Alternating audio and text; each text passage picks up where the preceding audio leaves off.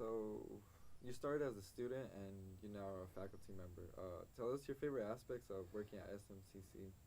Any favorite stories about working here, other Well, than meeting your wife? other than meeting my wife, okay.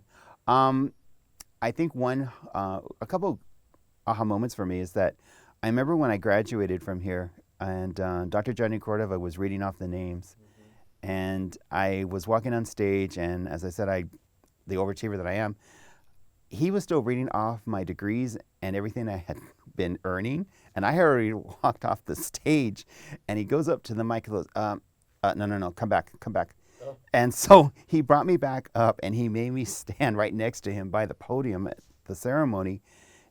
And then he kept going on and on and on about, and I was my head down like, oh my God, what did I do? What did I do? Oh my God, what's happening? And then at the end he goes, oh, and he's also an employee here. And I was like, oh my gosh. And then he let me walk off the stage and stuff. And so that was a humbling moment, but it was just insightful to realize that he took that time out of that ceremony, because I know it's like, we're going to finish at X time, we got to get all these people through. But it was just very interesting, and it was really very nice because the ceremony was actually out in the Student Union Amphitheater when I graduated from here. Yeah. So that's where we had, Mandela. yeah, the Medalla. Well, yeah, Medalla. But that's where we had the ceremony, and it was really cool. Another aha moment for me is that I began in leadership roles when I started working here, and not even a year being here, I was elected as the president for the Professional Staff Association. So I was actually representing all the staff for this campus. And during that same year, I don't know, but it just happened, I was also elected to the executive board for the Professional Staff Association for the entire district.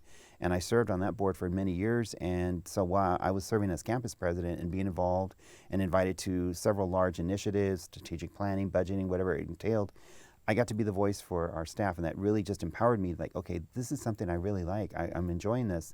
And then with that opportunity to serve on the executive board, I was representing South and bringing our voice to the table. And I remember back then when the campus, sometimes they would like, oh, and then they're South. I'm like, no, no, no, no, you need to hear South. We have something to say, or we want to be heard. So that was an aha moment for me too. And then the aha moment for me also was the ability to come back where I first began. And when I had an opportunity 2 years ago to serve as the coordinator of facilities, I was like, wow, it's going to be a jump. It's a 1 year only, but I miss being on this campus. I miss being in this community. I had been at the district and a couple other campuses for a while, but I'm like, man, I miss my roots, right? And when I got that call, like, you've been offered the job, I'm like, oh yeah. And I walked in, and ironically, the first person I ran into is who is my current boss, but she's also my mentor in a leadership program that I was in a couple years ago, and that's Dr. Janet Ortega. And she saw me, and she gave me the biggest hug, and she goes, you're back. You're back where you need to be. And that just was like one of those aha moments, and it's been good.